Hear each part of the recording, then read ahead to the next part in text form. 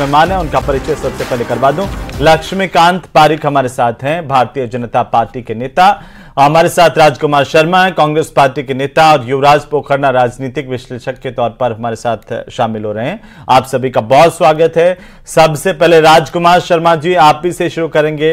हरियाणा में कांग्रेस की हार, लेकिन राजस्थान में कांग्रेस कितनी तैयार, क्योंकि उपचुनाव आने वाले हैं और बीजेपी कह रही है कि यहां पर भी वही हाल होगा। देखिए हेमंत जी, भारतीय जनता पार्टी कुछ भी कहे, लेकिन मैं इतना जरूर कहता हूं कि हरियाणा में हम चुनाव हारे हैं और हरियाणा की जनता को हमने आभार भी प्रकट किया, धन्यवाद भी दिया है। और हरियाणा के चुनाव की हार के बाद, हालांकि भारतीय जनता पार्टी या निर्वाचन आयोग अभी तारीख तय नहीं कर पा रहा है कि 7 उपचुनाव की हो गए कब, लेकिन आप निराशा हाथ लगती है जब कोई चुनाव हारते हैं तो। लेकिन निश्चिंत रहें, राजस्थान में जो भी 7 सीटों पे उपचुनाव होने वाले हैं, भारतीय जनता पार्टी को हम शिकस्त देंगे। और हमारा मंडल अध्यक्ष, ब्लॉक अध्यक्ष, जिला अध्यक्ष, प्रदेश अध्यक्ष गोविंद सिंह डोटासरा जी के नेतृत्व में, अशोक गहलोत जी, सचिव पायलट जी, भंवर जितेंद्र जी और हरीश चौधरी जी के नेतृत्व में, रंधावा जी के आशीर्वाद से, सोनिया जी, प्रियंका जी, राहुल जी और खड़गे साहब के आशीर्वाद से भारतीय जनता पार्टी को निश्चित तौर पर धूल चटाएंगे। कार्यकर्ता मायूस जरूर आशीर्वाद वहां नहीं था क्या, हरियाणा में नहीं था, लेकिन उनमें ऊर्जा का संचार होगा और कांग्रेस पार्टी पुनः विजय होगी। नहीं, आपने सबका नाम बोला, इन सबका आशीर्वाद हरियाणा में काम नहीं आया क्या? मैंने कहा हमने चुनाव हरियाणा में बेहतर लड़ा जी, हमने जम्मू कश्मीर में चुनाव बेहतर लड़ा, हमने राजस्थान में भी चुनाव बेहतर लड़ा था।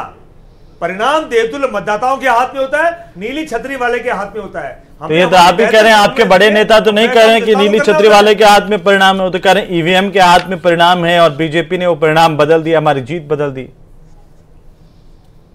अब ये तो निर्वाचन आयोग सोचे, हिंदुस्तान की सरकार सोचे कि बार बार ईवीएम मशीन पर कोई भी पॉलिटिकल पार्टी आरोप लगाती है तो क्यों लगाती है, उसकी विश्वसनीयता पे ये जो संकोच होता है, ये बहम होता है, ये क्यों होता है? ये निर्वाचन आयोग की, भारत सरकार की जिम्मेदारी है कि वो हिंदुस्तान के तमाम मतदाताओं में और तमाम पॉलिटिकल लोगों के मन से ये बात निकाले तो बेहतर होगा। लेकिन आपकी जिम्मेदारी नहीं है। और मेरा सवाल यह है कि जब आप हरियाणा को लेकर के सवाल उठा रहे हैं तो यहाँ राजस्थान में पहले से निश्चिंत है कि यहाँ पर परिणाम सही आएंगे? हमने कहा हमने हरियाणा में बेहतर चुनाव लड़ा और राजस्थान में उपचुनाव की हमारी तैयारी बेहतर है और बहुत बहुत बेहतर तरीके से, बहुत आराम से हम भारतीय जनता पार्टी के तमाम उम्मीदवारों को हरा करके हरियाणा में जो हार हुई है उसका हम बदला उपचुनाव में लेने वाले हैं। लक्ष्मीकांत पारिक साहब, कांग्रेस कह रही है कि हरियाणा की हार का बदला राजस्थान के उपचुनाव से हम लेंगे। ये सब पहले तो मैं माननीय राजकुमार जी जिस प्रकार की बात की, मैंने चैनल पर जब हरियाणा के चुनाव परिणाम आ रहे थे, सुबह 9 बजे मैं चैनल पे था तो मैंने एक बात कही थी कि आज कश्मीर से लेकर कुरुक्षेत्र तक वर्तमान समय में, उस समय 9 बजे थे, 9 सवा 9 का टाइम था, कोई भी कांग्रेस का नेता ईवीएम पर प्रश्न खड़ा नहीं कर रहा था। तब मैंने एक शब्द कहे थे कि अभी कोई भी आदमी ईवीएम पर प्रश्न खड़ा नहीं कर रहा, यदि ये परिणाम भारतीय जनता पार्टी पक्ष बदल गए तो कांग्रेस फिर बदल जाएंगे और शाम होते होते लगता है कांग्रेस के लोग ईवीएम पर और चुनाव आयोग पर प्रश्न खड़ा कर देंगे। और वैसा ही हुआ। जब आप चुनाव हारते हैं तो आप आत्ममंथन, आप चिंतन नहीं करते हम क्यों हारे, इसके कारण को विवेचन नहीं करते, केवल और केवल मात्र आप ईवीएम पर अथवा चुनाव आयोग पर या अन्य संस्थाओं पर आरोप प्रत्यारोप दौर शुरू कर देते हैं।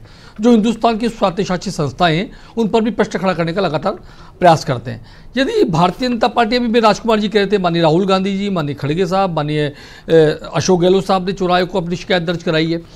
तब कर्नाटक का चुनाव जीते तब भी यही ईवीएम मशीनें थी, हिमाचल जीते तो यही ईवीएम मशीन थी, और जम्मू कश्मीर का चुनाव जो इंडी गठबंधन ने जीता वहाँ पर यही ईवीएम मशीन थी। लेकिन वहाँ पर प्रश्न खड़ा नहीं किया कि आप JNK में कहते चुनाव जीत गए।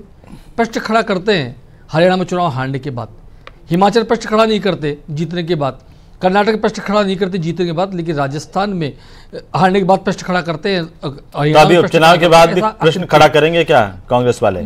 देखिए मैं अभी आ रहा हूँ, मैं बिल्कुल आ रहा हूँ। हाँ। उपचुनाव आ रहा है, ये इन्होंने जो कांग्रेस के लोगों ने लोकसभा चुनाव में संविधान की प्रतियों को जेब में लेकर और जनता को भड़काने का प्रयास किया। संविधान के प्रतियों को लेकर लोगों पर एक आरक्षण खत्म करने की बात करके लोगों को भड़काने का प्रयास किया। साथ ही साथ इन्होंने जिस प्रकार से 8,000 रुपये खटाखट देने की बात माननीय राहुल गांधी कह करके हिंदुस्तान जनता को दिग्भ्रमित करने का प्रयास किया, उन सबको वो काट की हांडी एक ही बार चढ़ी, बार बार नहीं चढ़ती। हरियाणा की जनता में इन्होंने हरियाणा में पहलवान को, युवा को, किसान को सबको बनाने का प्रयास किया, कृत्रिम रूप से किसान आंदोलन के अंदर अपना सहयोग प्रदान करने का प्रयास किया और कृत्रिम राजनीतिकरण करने का प्रयास किया, जिसका सीधे सीधे जवाब हरियाणा की जनता ने इनको हाशिए पर लाकर दिया। बरगलाने से आपको लगता है कि जनता को कोई गुमराह करने से जनता गुमराह हो जाती है?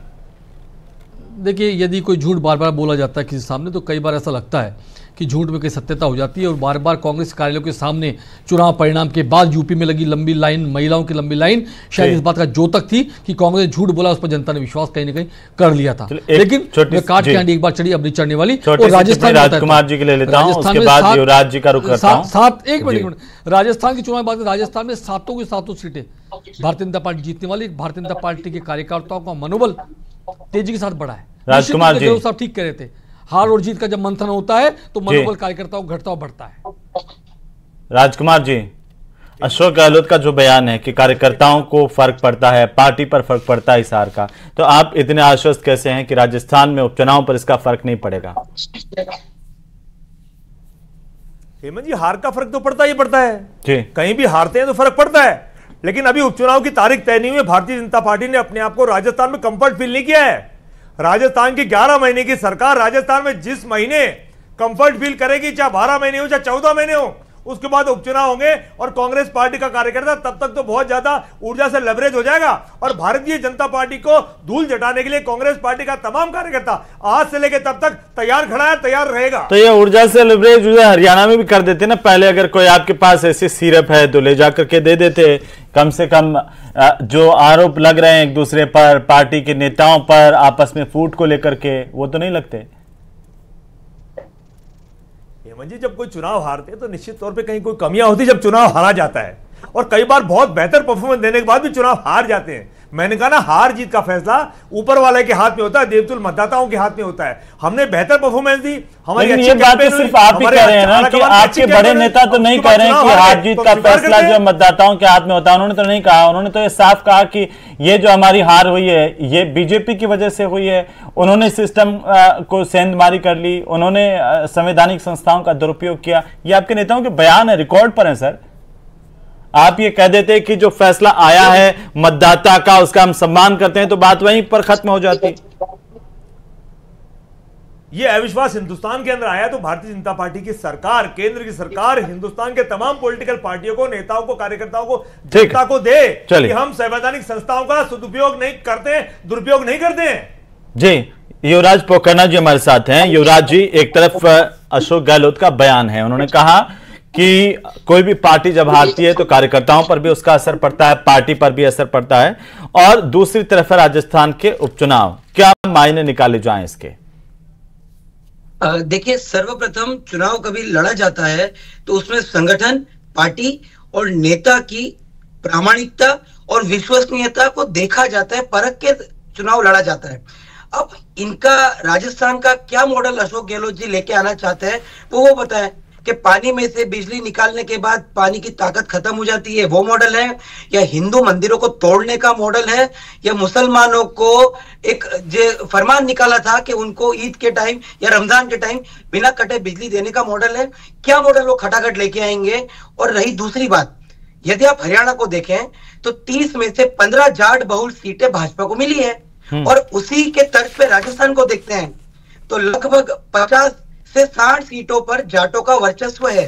जाट बहुल सीटें जो 10 से 15% सीटें हैं वहां की जाट बहुल है। तो ये तो स्वाभाविक गणित है कि हरियाणा का असर यहाँ भी पड़ेगा। दोनों प्रदेशों में जाट हैं, दोनों प्रदेशों में किसान हैं, दोनों प्रदेशों में फौजी है, दोनों प्रदेशों में युवा है, खिलाड़ी है। तो मुझे लगता है कि कांग्रेस को बोलते हैं जो स्मेल द कॉफी, उनको रियलिस्टिक बात करनी चाहिए।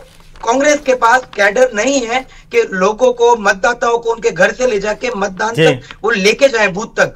और ये हकीकत है, वास्तविकता है। कांग्रेस अगर इसको मान लेगी तो मुझे लगता है कांग्रेस बेहतर प्रदर्शन करेगी, लेकिन कांग्रेस बजाय इसको मानने के ईवीएम पे टिकड़ा फोड़ेगी, वोटरों को गाली देगी, ये भाजपा ने ये किया, भाजपा ने वो किया, ये इधर उधर की बातें जिनका कोई तुक नहीं है। लेकिन आपने कहा कि जाट बाहुल्य इलाकों की सीटें भी बीजेपी में गई, तो ये सीधा सीधा कि जाट वोटर भी वहां पर बीजेपी के पक्ष में आया। अगर यहां पर भी जाट वोटर का रुख अगर बदलता है, जो लगातार कांग्रेस के पक्ष में मतदान करने वाला जाट मतदाता वो अगर डाइवर्ट होता है, दलित मतदाता डाइवर्ट होता है, तो नतीजे यहां पर भी चेंज हो सकते हैं, बदल सकते हैं। कुछ ऐसी 10 सीटें जिनका जिक्र मैं देख रहा था जहां पर हार जीत का अंतर 5000 से कम रहा है। उचाना की सीट पर तो महज 32 वोट का असर रहा। देखिए, इसमें एक बात हमको समझनी पड़ेगी जी। हरियाणा चुनाव का 2 कैच मैं मेन बताता हूं। एक तो परसेप्शन और रियलिटी, वास्तविकता और धारणा के बीच का अंतर वोटर बहुत भली भांति समझ चुका है। सोशल मीडिया हवाबाजी अलग है और नेता अलग है, नेता की प्रामाणिकता अलग है। दूसरा, आप देखें तो हिंदू वोटर्स कंसोलिडेट हो चुके हैं। अब उसके पीछे राहुल गांधी के विदेशी दौरे हो गए, तथाकथित राष्ट्र विरोधी ताकतों के साथ उठना बैठना हो गया, या मुस्लिम तुष्टीकरण हो गया, लेकिन हिंदू वोटर एक हो चुका है कि भैया हमको एक होके वोट करना है। ये हरियाणा ने बताया। जब मैं हिंदू वोटर की बात कर रहा हूं तो भाई साहब, एससी क्या, एसटी क्या, दलित क्या, ओबीसी क्या, ऊंचा क्या, निचला क्या, अगड़ा क्या, पिछड़ा क्या, सब एक साथ आ गए।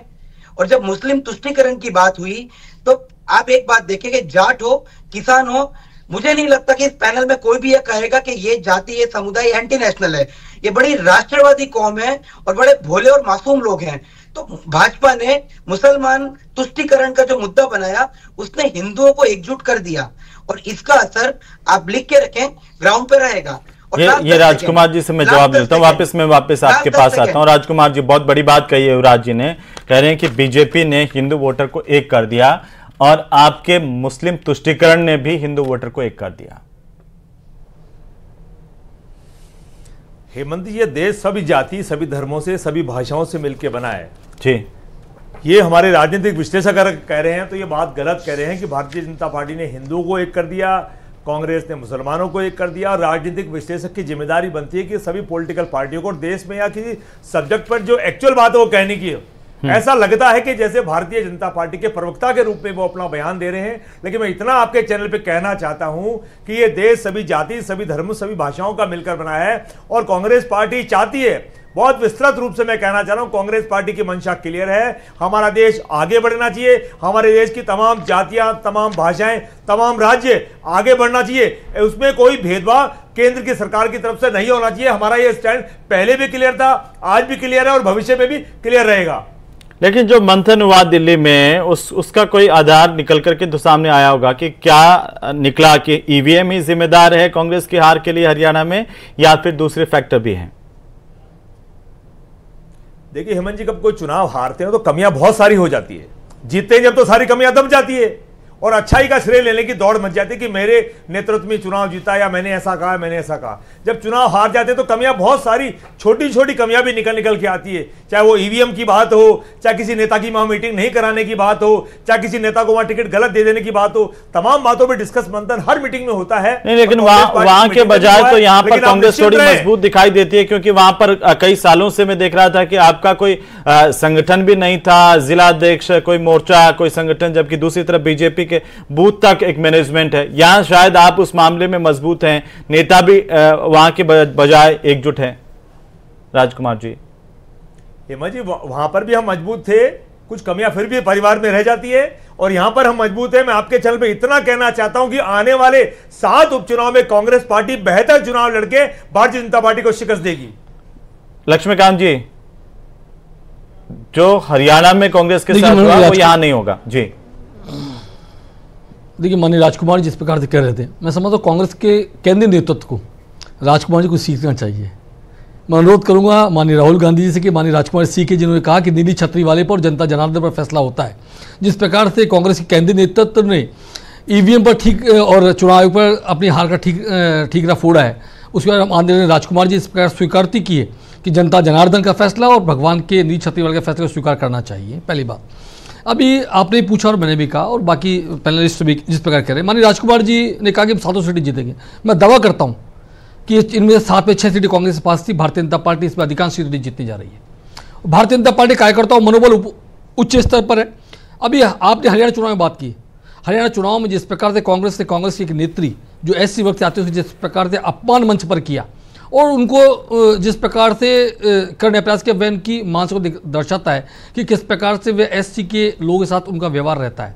उन्होंने चाहे भीमराव अम्बेडकर जी लेकर के कुमारी शैलजा तक को सभी लोगों का लगातार अपमान करने का प्रयास किया है। माननीय भीमराव अम्बेडकर जी को भारत रत्न भारतीय जनता पार्टी ने दिया और मैं समझता हूं कि एससी वर्ग के लिए जितना काम भारतीय जनता पार्टी सरकार ने किया वह अतुलनीय है और भारत के अंदर पिछले 10 वर्षों में जिस प्रकार का सामाजिक उत्थान का काम भारतीय जनता पार्टी किया वह अविस्मरणीय है। लेकिन लक्ष्मीकांत जी अभी आप लोकसभा नहीं बोले होंगे मुझे लगता है, और ये लगातार इस बात को लेकर के चर्चा रही है। पिछले 1 साल में आपकी सरकार बनने के बाद ऐसा क्या हो गया कि 7 की 7 सीटें आप करें कि उपचुनाव में बीजेपी जीतेगी?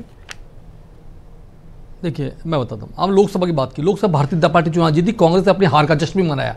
ऐसी हिंदुस्तान की एकमात्र पार्टी है, एकमात्र गठबंधन है जिसने अपने हार का जश्न मनाया। 99 सीटों से भारत कांग्रेस अपना शासन नहीं बनाने वाली थी, लेकिन उन्हें भारतीय जनता पार्टी को सीटें कम हो गई, इसी बात पर जश्न बनाने की आदत पड़ गई। तो अपनी हार के लिए यदि कोशिश करना अच्छी बात है। अब राजस्थान में क्यों जीतेंगे? राजस्थान का यशस्वी मुख्यमंत्री 15 तारीख को शपथ लेता है, 16 तारीख को एसआईटी गठन करता है, पेपर लीक पार्टियों का खिलाफ कड़ी कार्रवाई का संदेश देता है। तो नहीं पकड़ में आया राजस्थान के अंदर ऐसा ही भर्ती के अंदर घोटाला होता है, उसमें चाहे रामू नाइक हो या बाबूलाल खट्टर हो, जैसे लोग एक मिनट आप मगरमच्छ पकड़े जा रहे हैं, लगातार पकड़ने का प्रयास कर रहे हैं। 43 से अधिक गिरफ्तारियां ऐसा ही भर्ती में की है। वो कह रहे हैं कि हमने आधे से ज्यादा गिरफ्तारियां तो हमने की है। राजकुमार जी संक्षेप में उन्होंने कहा की है राजकुमार जी, ये भारतीय सरकार ने की है। ये कानून बनाना और कानून को क्रियान्वित करना बड़ी मुश्किल तो कहना है कि हमने ही पकड़ करके अंदर कर दी थी, भारतीय पार्टी ने किया। आपने क्या अलग कर दिया? नहीं, आप तो अभी फैसला ही नहीं कर पाए कि ऐसा ही भर्ती परीक्षा रद्द होगी या नहीं होगी। 43 से अधिक लोगों को यदि रद्द होगी तो उस पर विचार होगा, विचार को जल्दी पता लग जाएगा। लेकिन युवाओं के पेपर लीक बाद 17 लाख से अधिक युवाओं के भविष्य खिलवाड़ पिछले 5 वर्ष हुआ है। उसका कारण था होटल में सरकार थी, होटल से सरकार चल रही थी। माननीय गहलोत जी नेतृत्व में कुछ विधायक एक जगह मनोरंजन करते थे, करते थे और राजस्थान की जनता मनोरंजन में फंसी हुई थी। ठीक है युवराज जी, राजस्थान में आपको क्या लगता है कि इस वक्त कौन मजबूत है धरातल पर और क्यों है? बिल्कुल संक्षेप में। हेमंत जी, उसके पहले मैं 20 सेकंड एक्स्ट्रा चाहूंगा। देखिए आपके शो में कांग्रेस की दशा और दिशा आपको दिख गई। बतौर विश्लेषक मैंने कुछ तथ्य रखे तो कांग्रेस प्रवक्ता ने बड़े बेअदबी से मुझ पे हमला करके मुझे भाजपा प्रवक्ता का, मेरी कोई भी बात को अगर वो तथ्यों से रिफ्यूट करते तो मैं मान जाऊं। दूसरी बात, हरियाणा में जितने कांग्रेस के कैंडिडेट थे सब जीते 50% से अधिक वोट शेयर लेके। इसका मतलब हर वोट बैंक कांग्रेस का खिसक तक है, लेकिन मुसलमान उनके साथ अड़े हुए हैं। दूसरी बात, यदि आप राजस्थान की बात करें तो हरियाणा में पर्ची खर्ची थी, उसी तरह राजस्थान में गहलोत साहब की, लेकिन उन्होंने भी कोई गलत नहीं कहा कि अगर जीत हार का फैसला तो जनता जनार्दन के हाथ में ही है। जी चलिए, बहुत शुक्रिया आप सभी का चर्चा में शामिल होने के लिए। और ये बात सही है कि राजनीतिक दल अपनी अपनी मेहनत करते हैं जनता के बीच में जाकर के, लेकिन जीत हार का फैसला अल्टीमेटली जनता को ही करना होता है, इसीलिए जनता ही सर्वोपरि है।